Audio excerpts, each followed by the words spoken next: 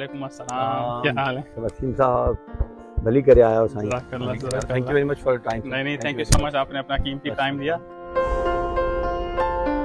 शाहिद आफरीदी को आपने बुलवाया या वो आप आए, कैसे हुआ था देखिए वो? मैं सही बता रहा हूँ कि शाहिद अफरीदी फाउंडेशन ने हमसे रब्ता किया। जी, जो प्लेयर्स ऑस्ट्रेलिया आएंगे पीएसएल खेलने तो उनको अपना एसोसिएशन इन्विटेशन लेटर देगी या नहीं बिल्कुल देगी? बिल्कुल हाँ, अच्छा, ये माशाल्लाह। बिल्कुल and whatever exercise you like to do. तो अच्छा। इसमें क्या होता है कि वेट नहीं है, जी। बट द सिस्टम विल उसके अंदर वो आपकी स्ट्रेंथ निकाल देता है।